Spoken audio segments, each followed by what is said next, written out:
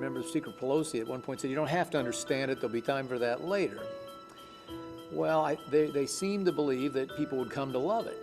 But the further we go, the worse it gets.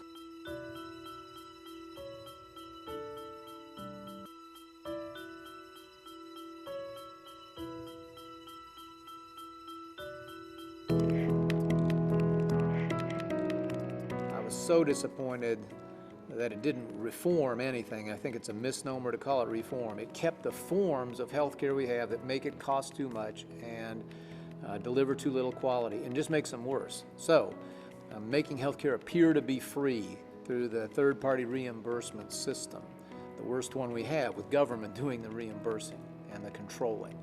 So when you got a supplier who gets paid more by doing more and a customer who feels no particular expense from more being done, you got a formula for overconsumption and overspending.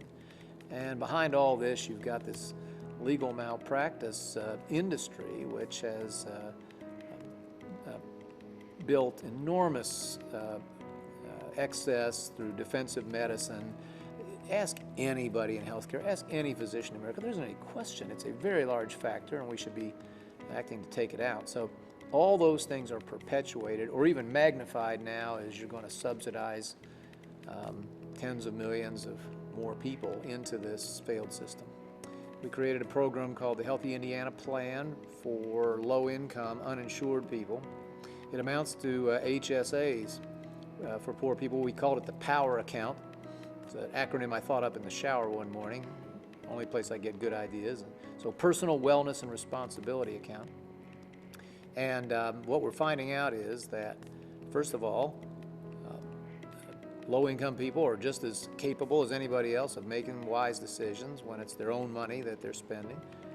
And they're also they're acting more like good consumers. They're visiting emergency rooms less, they're using more generic drugs, they're asking for second opinions, and some real money's starting to accumulate in their accounts.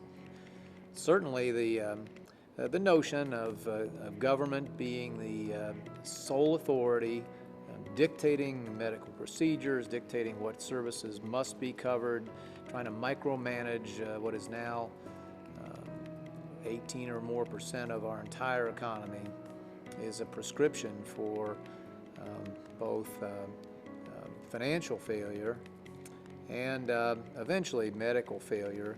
Those systems that apparently some people in the administration admire so much are under incredible pressure. People are fleeing the systems for private care, or augmenting it with private insurance, I should say. People in America, I don't think, will sit placidly by while loved ones suffer or perish in the queue, as they say in Europe. So if you set out to model your healthcare system after someone else's, I think they picked the wrong prototype.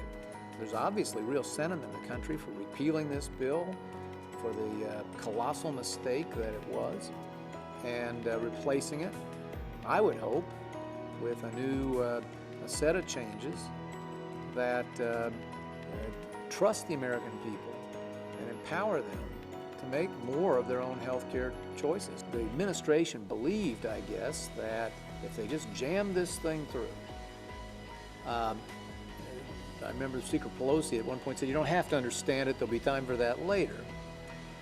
Well, they seem to believe that people would come to love it.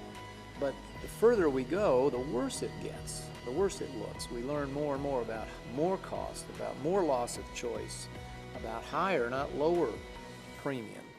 My successors are likely to have a very large problem on their hands if nothing changes.